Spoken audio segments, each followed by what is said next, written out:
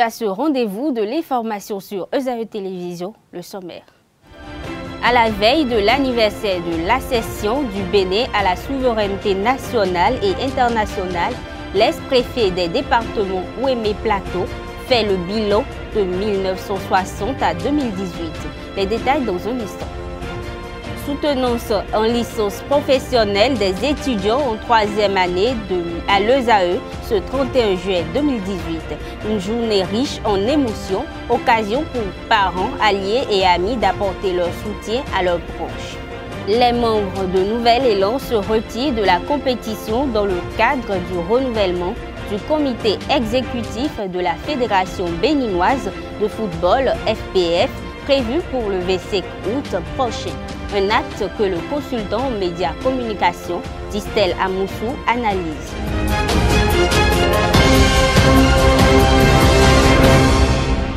Métoyon et ses co-accusés sont désormais fixés sur le sort. 5 ans de prison ferme et une amende d'1 million chacun pour fait de corruption. C'est ce qui ressort du délibéré du procès rendu public ce jour. Pour rappel, Laurent Métoyon était poursuivi pour un placement à risque d'environ 17 milliards de francs CFA à la BIBE alors qu'il était président du conseil d'administration de la Caisse nationale de sécurité sociale CNSS. Le Peuple debout, un nouveau groupe parlementaire vient de naître à l'Assemblée nationale. Il a été créé ce 30 juillet par 9 députés de l'opposition suite à la dislocation du groupe précédemment présidé par Issa Salifou. Composé entre autres de Guy Mitokpe, René Bagoudou et Justin Adjovi, le Peuple debout est dirigé par Noureni Atchadé. Il devient le deuxième groupe de la minorité parlementaire en remplacement à la voix du peuple. Les membres du nouveau groupe, à travers une déclaration de constitution, ont dénoncé la gestion du peuple par le pouvoir et singulièrement les 2 tentatives de révision de la Constitution, dont la dernière en cours. À quelques heures de la célébration du 58e anniversaire de l'indépendance du Bénin, les forces de défense et assimilées ont effectué ce lundi 30 juillet un exercice de cohésion à la cité Arconville d'Abomey-Calavi. Placée sous l'égide de la mairie, cette ultime répétition a permis aux différents corps retenus de régler les derniers détails afin d'offrir à la population un événement de taille.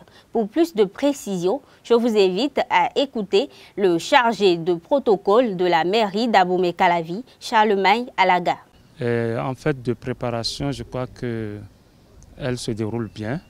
Elle se déroule bien. La merveille que nous avons, c'est la présence effective des forces vives, de la police républicaine qui ma foi, nous promettent de très beaux tableaux de défilé pour le compte de cette année. Et donc, la joie, c'est que c'est le premier défilé de l'ère de la rupture.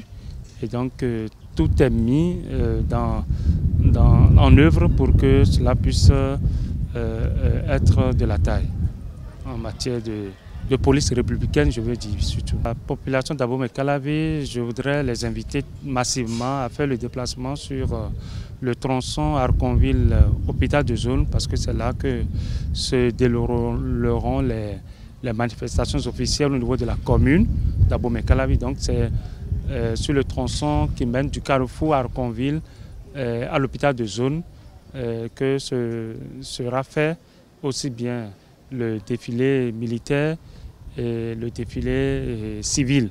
Donc nous demandons à la population de faire massivement le déplacement parce que nous aurons de beaux tableaux, aussi bien militaires que civils. Voilà, j'en profite pour souhaiter déjà une très bonne fête à chacun des Béninois et en particulier à tous les Calavinois parce que là, qui parle d'indépendance, parle de liberté. Donc, nous souhaitons que chacun se retrouve là où il se trouve, dans la liberté d'expression, dans la liberté d'aller, de venir et dans la liberté d'entreprendre également, parce qu'il ne faut pas tout attendre de l'État. Nous avons cette liberté de nous prendre en charge également. Voilà le message que que je peux déjà adresser. Restons toujours dans la fièvre de l'indépendance. L'ex-préfet des départements Ouémé Plateau a émis une analyse de 1960 à 2018. Il a également profité de l'occasion pour souhaiter une bonne fête aux Béninois et les exhorte à une prise de conscience. Ce qui a retenu de manière fondamentale, parce que je n'étais pas là le 1er août 1960, mais le peu que j'ai constaté après, de mon enfance à ce jour, le pays se construit. Donc le bilan est globalement positif. Le bilan construit depuis 1960 à ce jour, contrairement à d'autres pays. Je veux parler de la Côte d'Ivoire, je peux parler du Congo démocratique, du Congo-Brazzaville, je peux parler d'autres pays où les gens se sont entre-déchirés. Ça n'a pas été le cas au Bénin. Contrairement à d'autres pays où il est difficile d'aller d'un département à un autre en voiture, bien que nous soyons plus de 50 ans après les indépendances, au Bénin c'est faisable. Les 12 départements sont joignables à partir des voies qui sont bien tracées. Dans chaque département et au niveau de chaque commune, notamment à partir de la décentralisation, on a vu comment chaque commune embrasse l'effort de sa construction. Donc globalement, les institutions de la République sont là, les symboles d'un État sont là, tout ce qu'il faut pour un État digne de ce nom se retrouve aujourd'hui au niveau de notre pays. Donc que ce soit au plan économique, au plan social, au plan technique, sur tous les plans, le Bénin en tant qu'État est là et ce bilan est globalement positif. Sauf que je dis qu'on aurait pu faire mieux si chacun fait preuve d'un sens aigu de patriotisme, parce que quand vous lisez très bien le discours du président Hubert Maga le 1er août 1960, quand vous voyez la capacité et la mobilisation, quand vous voyez la volonté, la générosité, le sens patriotique qu'avaient ces messieurs pour le pays, vous pouvez constater que pour là où nous sommes aujourd'hui, c'est qu'on aurait pu faire mieux, comme je vous le signale. Maintenant, nous n'avons pas à pleurer sur le lait renversé. Le président Hubert Maga n'est plus là, le général Mathieu Kérékou n'est plus là. Ils ont fait ce qu'ils ont pu, ils sont partis.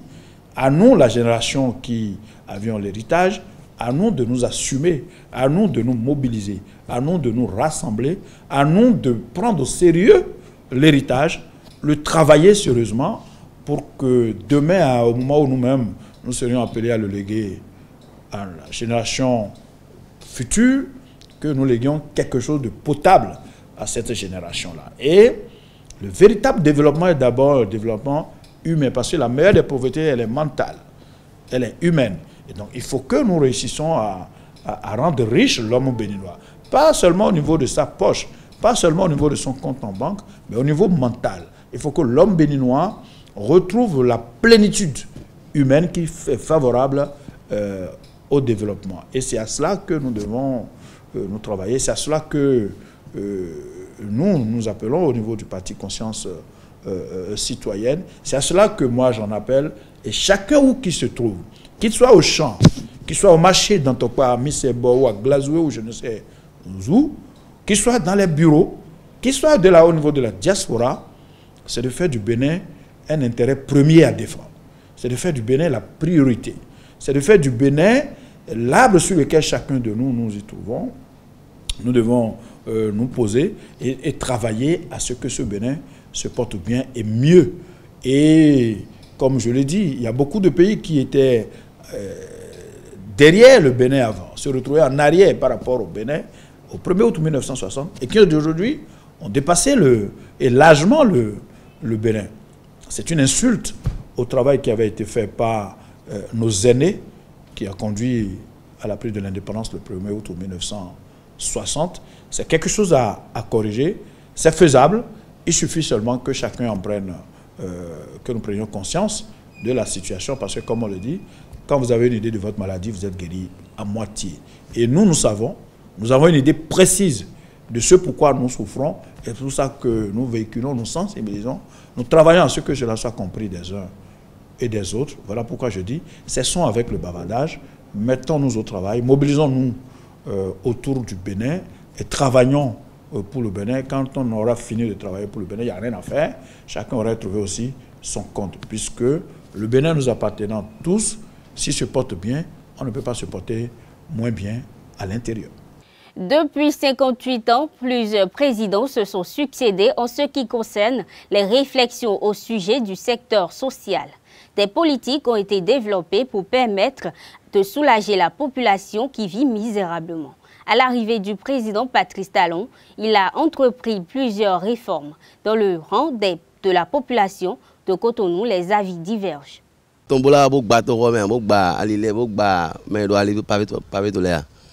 Et des badions ayant polo mais ouvert des nous ça tolère aux difficultés mais alio et n'alio bloc gagne ben yon bon des bon ayant lo. Franchement parlant, je vous jure, c'est nul parce que aujourd'hui il y a très peu de gens qui arrivent à manger une seule fois par jour. C'est difficile, ça chauffe vraiment, ça chauffe. Donc rien à marcher. On est dit je dois aller filet d'eau libre. Bon, c'est que nous ni non, ma bloqué des dog bon boy do. Il a bloqué filet d'eau, nous est bloqué d'eau, tiens et nayo. To bola gba mele ra le to. Dès que gba mele et donc on va pède wa. Lo to ma. Parce que mais ra le to da il est bon ça nous pède bon zemo. Mais délai d'ailleurs et doit activité de bois boutique est louée sous enfant et noyé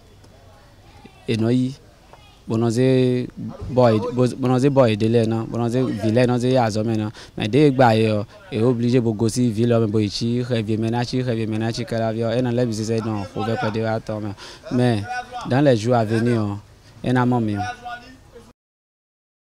La deuxième vague d'étudiants en année de licence à l'école supérieure d'administration, d'économie, de journalisme et des métiers de l'audiovisuel ESAE était face au jury. Tout s'est déroulé dans les locaux de l'université privée ce mardi 31 juillet 2018. La journée a été longue et riche en émotions. Reportage. La journée de ce mardi a été riche en émotions à ESAE. Sur certains visages se lisait la joie et sur d'autres la déception. C'est dans le cadre de la seconde vague de soutenance des étudiants en année de licence professionnelle. Plusieurs thèmes ont été abordés dans différentes filières. Eh bien oui, nous avons travaillé sur l'appui des radios communautaires à la bonne gouvernance locale. Donc le cas de la radio refait le Tchéti. Comme tous travaux déjà de mémoire, il faut dire que c'est un travail scientifique et ça appelle beaucoup d'énergie et beaucoup de temps. Il faut se consacrer et il faut lire beaucoup. J'avoue que également aller sur le terrain, c'est pas facile. Je viens de terminer ma 3e année. Je viens de soutenir pour en administration des impôts. Mon thème c'était contribution à l'amélioration de la rentabilité des obligations déclaratives au Bénin, cas des établissements d'enseignement privé. Et mon thème de soutenance, c'est l'analyse du respect du code de déontologie de la presse privée au Bénin. Vous savez, ça n'en manque pas, ça n'en manque jamais. J'ai assez rencontré des difficultés, mais je suis très fier aujourd'hui parce qu'on a délibéré. Je suis fier de mon travail, j'ai une mention. Et je pense que c'est le fruit de mon effort. Le thème de soutenance, c'est la contribution des émissions sportives d'Ado TV par FM à la contribution et à la promotion du développement du football. Et bon, nous avons rencontré beaucoup de difficultés parce que pour le moment, nous n'avons pas vu notre maître de mémoire, nous n'avons pas eu l'occasion de le voir. Donc ça a été un peu compliqué de travailler avec ses assistants.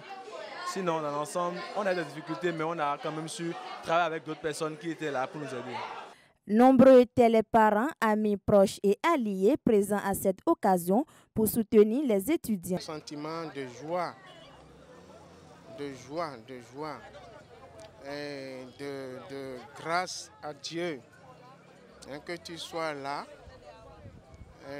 à assister à la soutenance d'un enfant qui a essayé d'étudier jusqu'à ce niveau. C'est une grâce. Donc c'est un sentiment de joie. Seront également jaugés à l'examen national de licence, ce qui permettra à ces derniers d'être comptés parmi les diplômés d'État. Le creuset politique baptisé Union des jeunes progressistes du Bénin a tenu ce dimanche 29 juillet à Cotonou son 3e conseil national extraordinaire. Le thème de cette assise est intitulé « 58 ans d'indépendance politique et juridique du Bénin, parcours, bilan et perspectives ». Elle a permis à cette organisation politique des forces juvéniles béninoises d'examiner lors des échanges à bâton rompu les 28 années d'expérience démocratique. Et pour une présentation assez riche du parcours des 58 ans d'indépendance, Kodjo Pierre Tcheontien a été convié pour la communication introductive. Voici un extrait de ses propos à l'occasion. Mais même après le 1er août 1960, le pays a continué à être tenu par eux, toujours sur la base de la division et de l'opposition d'une région à l'autre, sur la base de la soumission aux intérêts français. Donc, vous demandez quel est le bilan?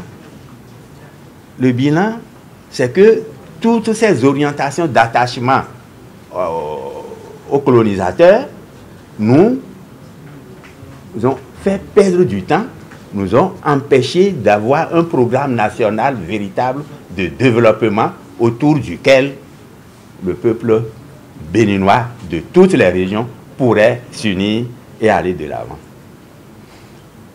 Le résultat, c'est l'instabilité politique, puisque leur lutte pour s'éliminer les uns les autres, s'unir à deux contre un troisième, changer de partenaire pour renverser l'autre, ce jeu-là a favorisé l'immixtion fréquente de l'armée dans la vie politique.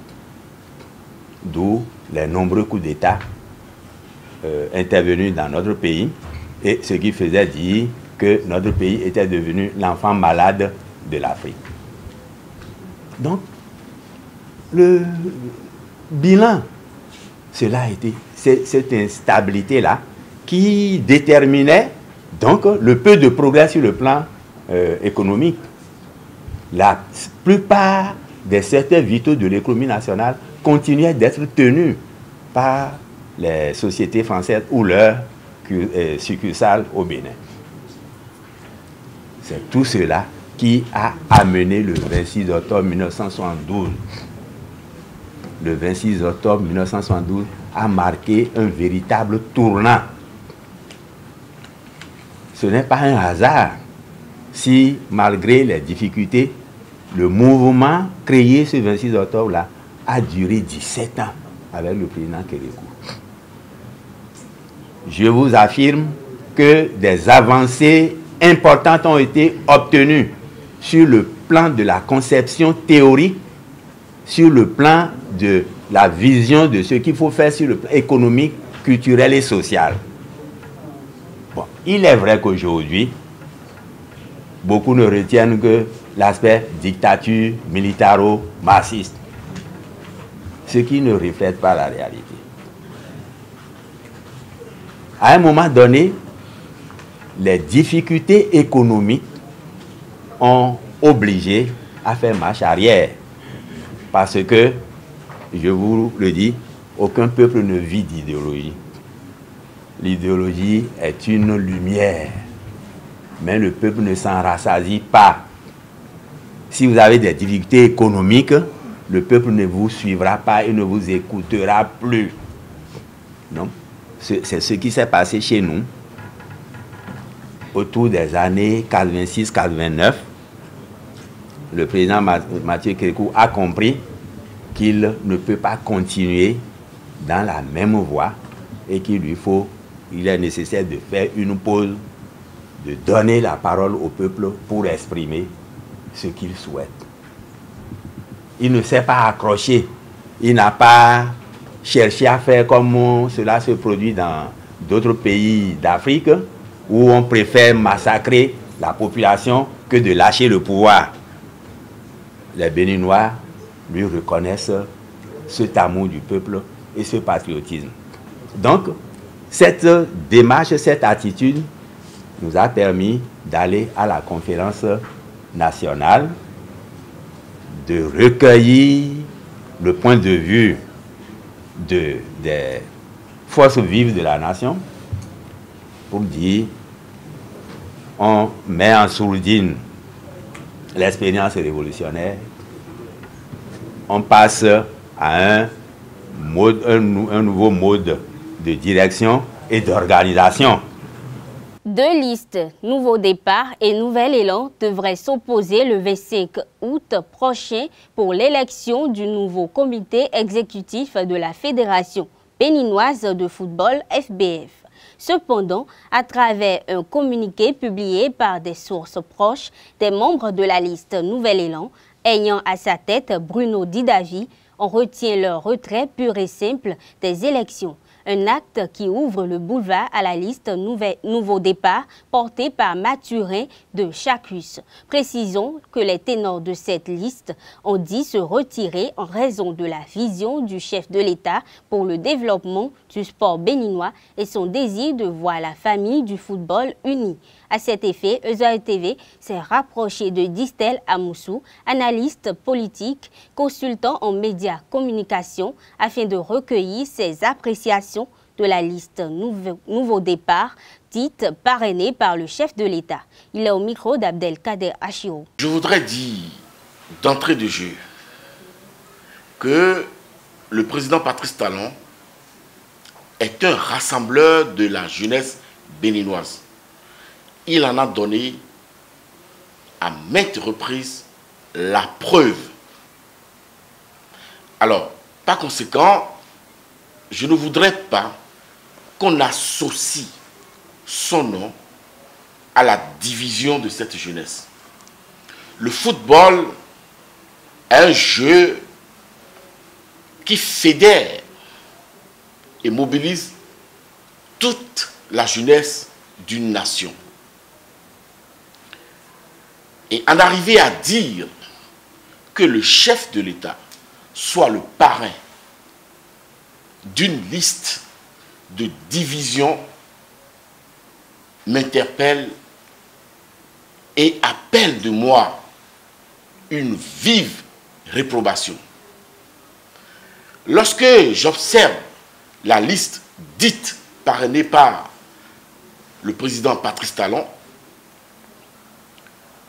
j'observe que cette liste porte les gemmes de la braise de demain. Cette liste n'est pas une liste de consensus. Et pour cause. Je vais faire observer premièrement que même si c'était l'idée du consensus qui avait prévalu, on aurait pu observer la présence de tous les camps au sein de cette liste. Je n'y vois nulle part des représentants ou la présence de l'honorable Aranva Ebla. Je ne vois pas les frères Didavi. Je n'ai aucune trace du camp Atolou. Et ça me pose problème. Bien au contraire, ce que j'observe à travers cette liste, c'est la présence massive des hommes et femmes de main de Anjorin Moucharafou. Et ça, il faut le dire. Oui, je reconnais qu'au sein de cette liste, il y a des personnes dont l'honorabilité n'est pas entachée, n'est pas à discuter. Je voudrais par exemple respecter la présence au sein de cette liste du colonel Pamphile Zomaon.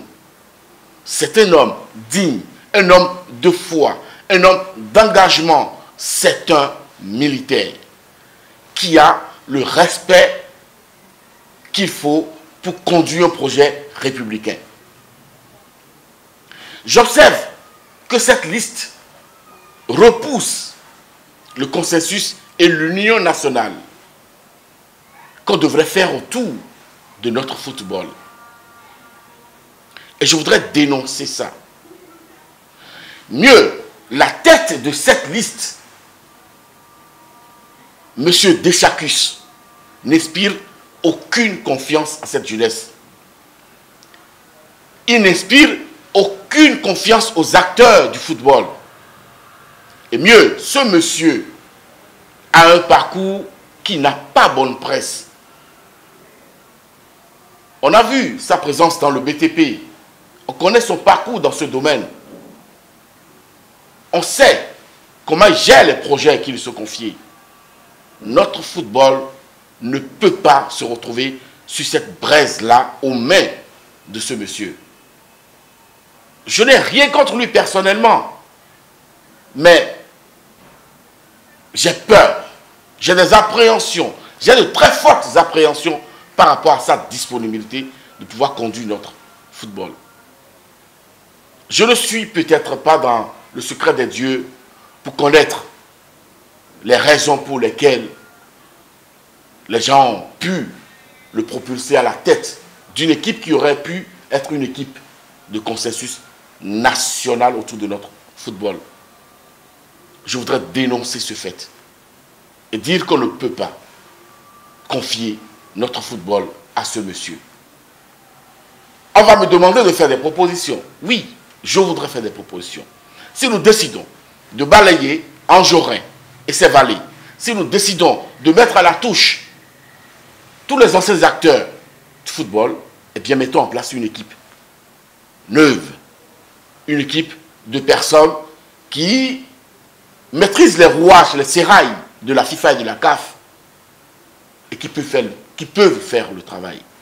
Maintenant, si nous décidons de tisser la nouvelle corde au bout de l'ancienne,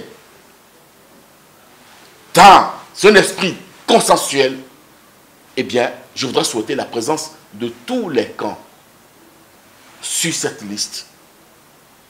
Et pour finir, je voudrais arrêter, je voudrais demander pardon, je voudrais souhaiter qu'on arrête d'associer le nom du chef de l'État à des supercheries de cette taille. Le président Patrice Talon a un pacte avec la jeunesse béninoise. Et ce pacte-là a en son sein, dans son corps même, j'allais dire, l'émerveillement et l'explosion de notre jeunesse à travers le sport, la culture, le tourisme, l'économie, l'emploi. Le président Patrice Talon est un monsieur, est un chef d'État dont le nom ne saurait être associé à ces genres de manifestations mafieuses. Non, notre football n'a pas besoin de ça. Et je voudrais dire à l'endroit de mon jeune frère Oswald Romeki, je voudrais lui dire de ne pas se laisser phagocyter par les démons de la corruption et de la mafia du football installée dans notre pays depuis des années. Car il est à l'image, il est un représentant de la jeunesse, je veux dire, aux côtés du président Patrice Talon. Il ne doit rien faire pour ternir son image et l'image de notre jeunesse. Car notre jeunesse continue d'avoir confiance en son chef et voudrait que l'espoir d'un football resplendissant, rayonnant à travers le monde et l'Afrique soit une réalité. C'est ce que je crois et je le dis fermement. Mesdames et messieurs, c'est la fin de cette édition. Bonne fête d'indépendance à toutes et à tous. À bientôt.